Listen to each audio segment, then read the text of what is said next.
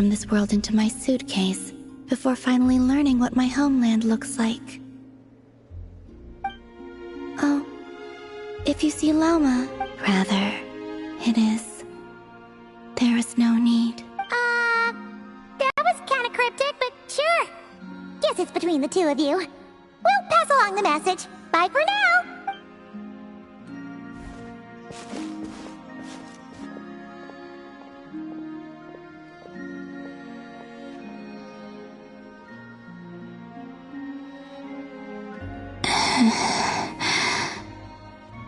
And also, I do not know.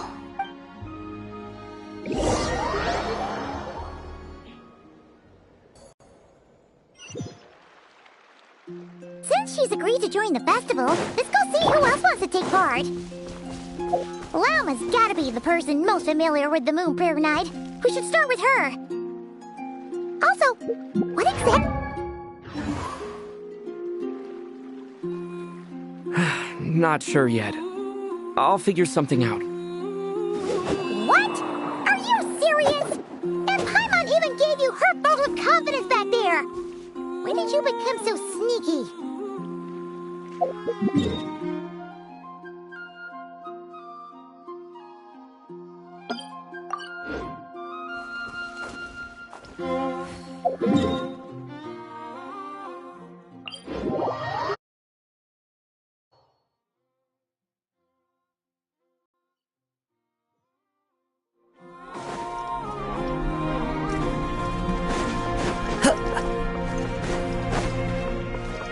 Time to go.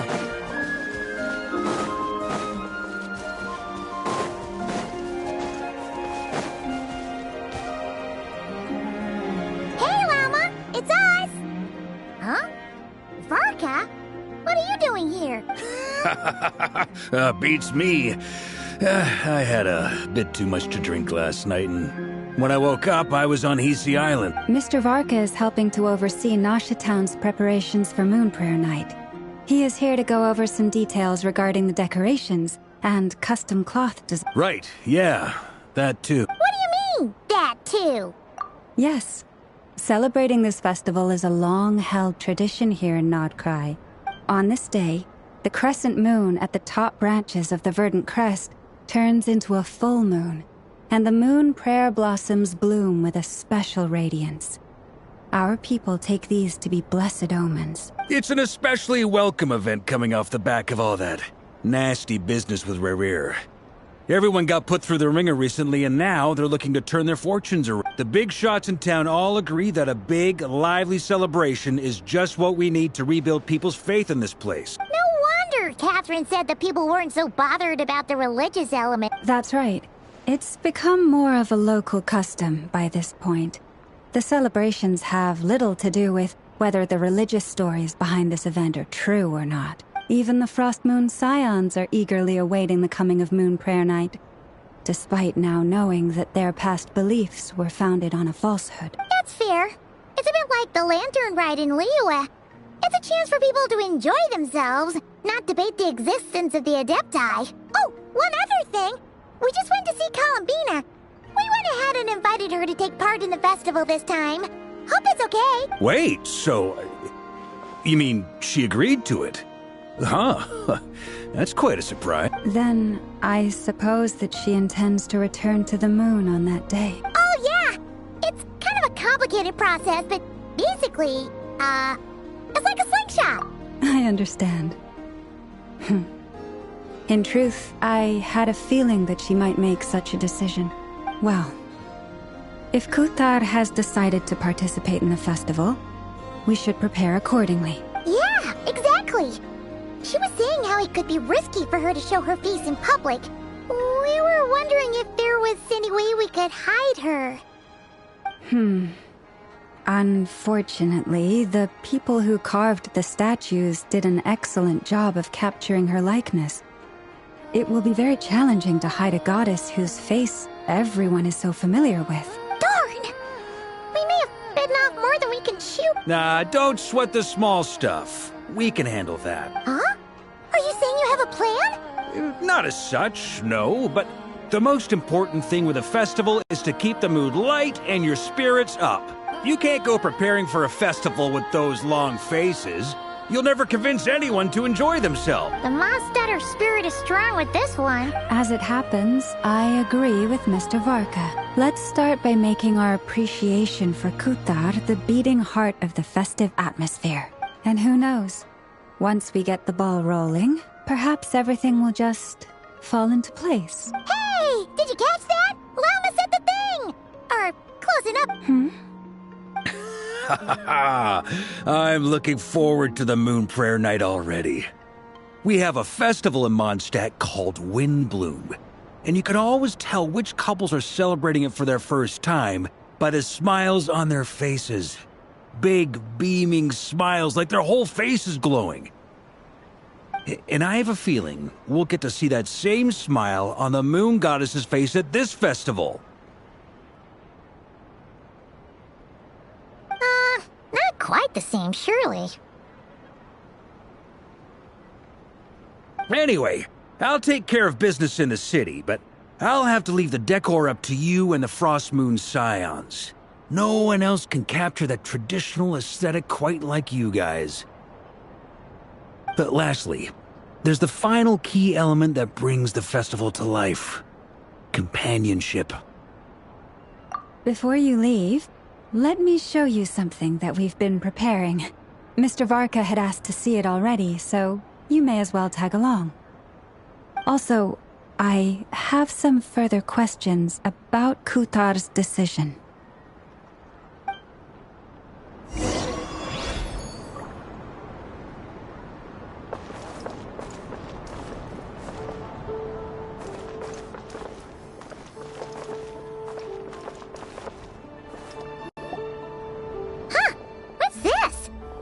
Look like they're having fun.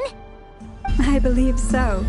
Kuhenki seem very skilled at playing drums like these, although I'm not sure where they learned it from. Maybe it's an innate talent? In their eyes, they're probably just playing with toys. Clonatar!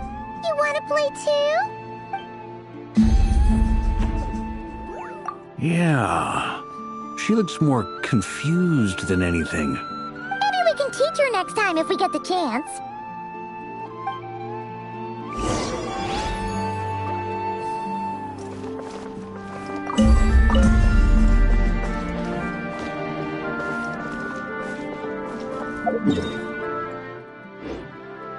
What are these floaty things? Moon veils. We hang them from buildings in the city during the festival. When you look at the sky through them, it creates a lovely misty effect.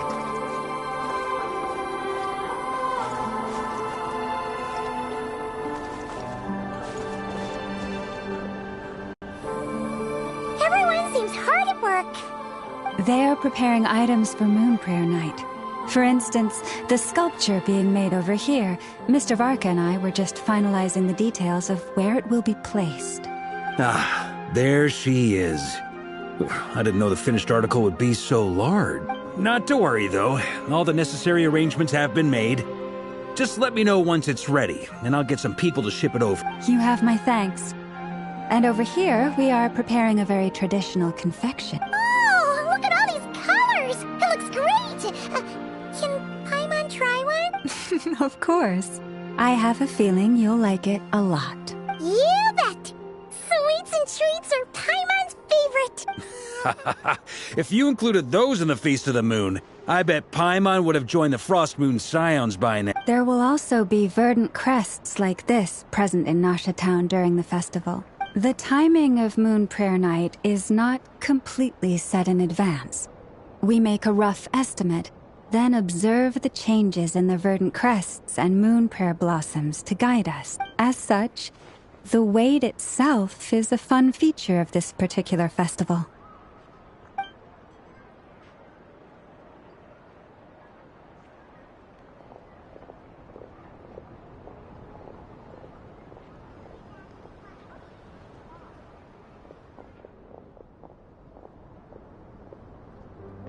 Let's talk here.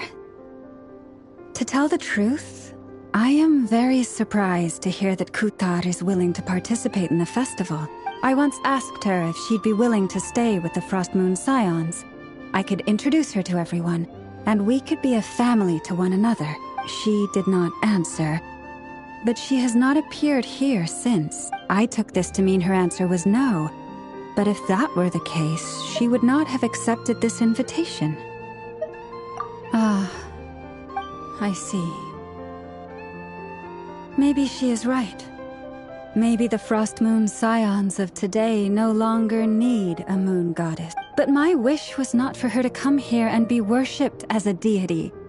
I simply wanted to offer her a place to stay. I'm sure she believes that showing herself here might invite Fatui intervention, and as such, she does not wish to cause us trouble. But what really pains me about all this is that this is her birthplace.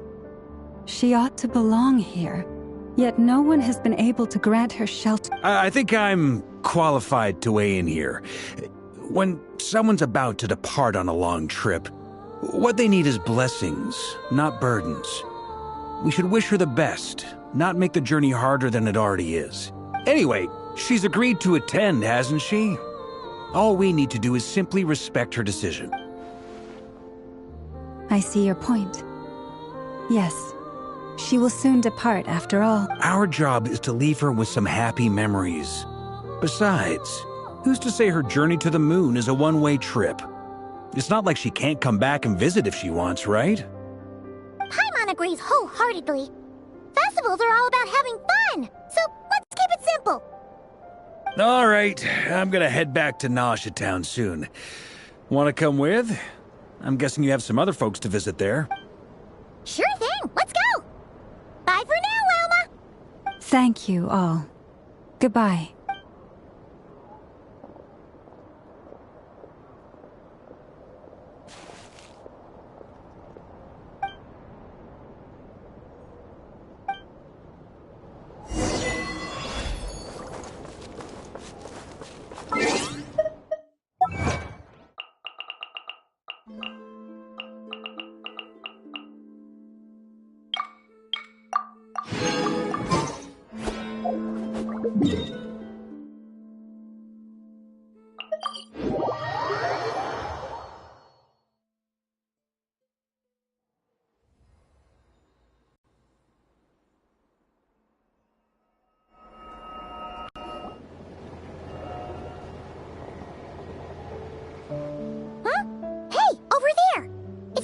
Albedo with Flints.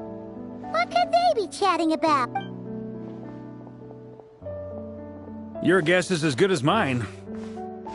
Ah, Grand Master, and the Traveler and Paimon. Hello there. It's been a while. Perfect. We have some new volunteers for our investigation. Wait, let me guess. The righteous Lightkeepers are finally ready to hunt down the Abyssal Dread. Haha. Yes, that too. Yeah, right. Oh, wait. Why does everyone keep saying that? Well, to be precise, the facts match, but not the causality. Wait, so I guessed right? Half right. Don't act so impressed with yourself. Maybe I can explain. We ran into Mr. Flint's north of Nasha Town. At that time, we just noticed a few abyssal creatures out in the wild, but the strange thing was, I didn't detect any traces of abyssal energy on them. On closer inspection, we realized that they were not real monsters, but something akin to reflections in the water, or perhaps a mirage. Huh? What do you mean? Like, you could see them, but not touch them? Exactly. It was very peculiar. They roared and tried to attack us, but we could not make any physical contact with them. I think I've heard of things like that happening in Nodcry before, but I don't know much about it. Yes, it's a known phenomenon. Mirage-like illusions tend to appear in Nodcry in the run-up to Moonprayer Night. From a distance, they appear quite real. I myself thought that Misters Durin and Albedo were locked in battle with abyssal monsters when I first arrived. But after sharing intel and investigating a little further, we can confirm that these illusions are harmless. All the Mirage stories I've heard are either animals, rocks, or small houses. Abyssal monsters, though? That's a first. It's a first for me, too. so I'm planning to look into it further just to be on the safe side.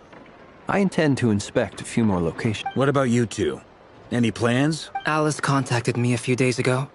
She'd like me and Durin to assist her with an experiment, but we lost contact shortly after receiving the message. I'm sure that comes as no surprise to anyone familiar with her. We don't know when the wind will blow, yet when the wind blows, we will know. That, in a nutshell, describes how Alice operates. Yeah, that tracks. Okay. Well, I suggest we investigate this Mirage business in the meantime. It's piqued my curiosity, and I'm pretty sure I know someone who will already be 10 steps ahead of us. Well said. Right? Whatever's happening in Notcry, she always seems to be the first one to know. Let's go see what she knows. We can invite her and her staff to the festival while we're at it.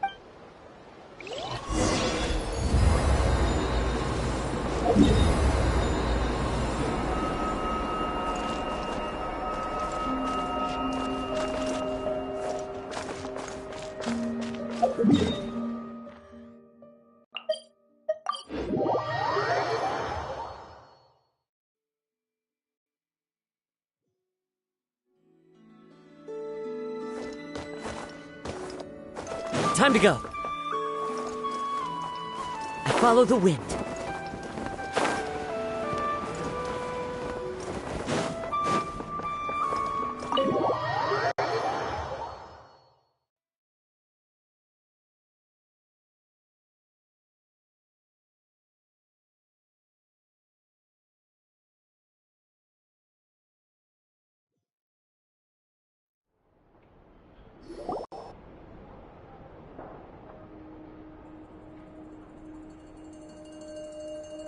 You're right, I have noticed. There's certainly something a little fishy about this situation. Only a little, though. Records indicate that this phenomenon can occur in the days before and following Moon Prayer Night. That said, it has always been a rare sight in the past. The odds of encountering these phantoms are similar to looking up in the night sky, happening to see a shooting star, and managing to make a wish before it disappears. But this time, either everyone's getting lucky, or they're appearing far more frequently than usual. Yehoda's out gathering intel as we speak. In the meantime, let me check off some points of interest. First, the Abyss. The ones we saw seem to be abyssal monsters. Indeed. But we have identified one location where many more of them have made an appearance. And not just monsters, but human phantoms, too. Given the scale and nature of the phantoms, it's almost as if someone's last memories are coming to life. Or perhaps the memories of multiple people. Oh. So you mean the phantom monsters are hunting down the phantom humans? Exactly.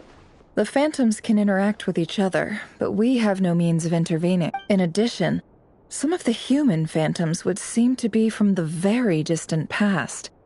This is clear both from the clothing they wear and the stories they tell. They claim to be from Hyperborea, a name which I've heard from Lauma before. If this is true, it means they must be from 6,000 years ago. Did Paimon hear that right? 6,000 years? It sounds like this merits further exploration. That'd be a big help. I'll leave it with you, Albedo. My knowledge of ancient history is non-existent.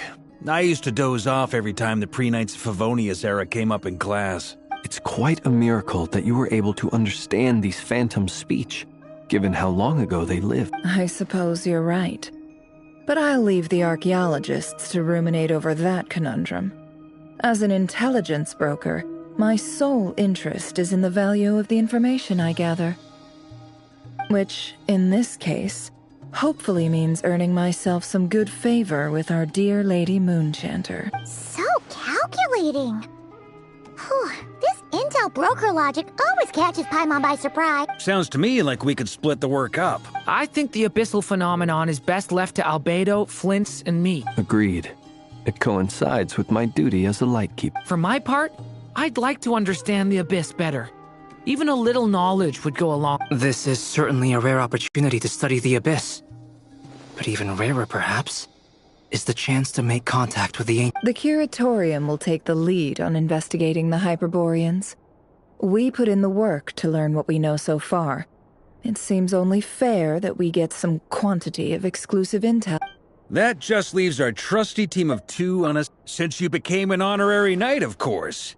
This was part of my grand plan all along. Oh yeah! By the way, we managed to convince Columbina to come to the Moon Prayer Night celebrations. Would you and Yehoda like to join too? She agreed to that? Huh. Quite an achievement. Never underestimate the traveler, I guess. I'd be happy to join.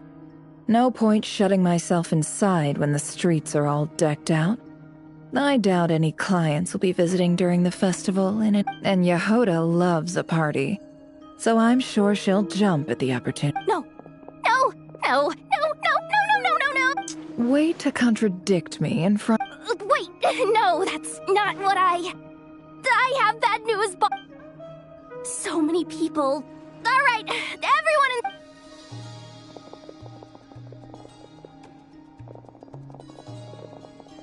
This is gonna sound crazy, but hear me out. I saw one of those phantoms at Star Sand Shoal, and it was some sort of flying ship. Like a spaceship? That's gotta be the one you came to Tibet in. You said you saw the same thing through the moon marrow, right? Huh? You already know about it? Ugh, I thought I was gonna blow people's minds. Turns out I'm the last to find out.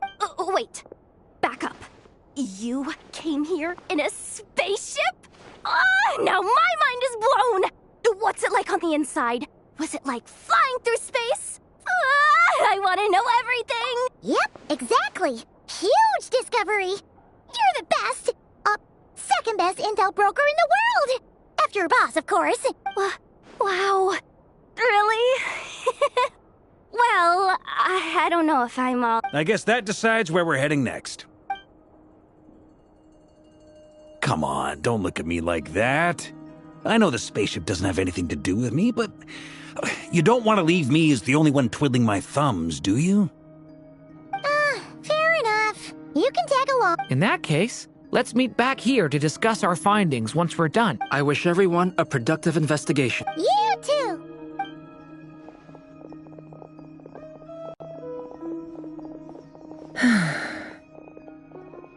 What's up, boss?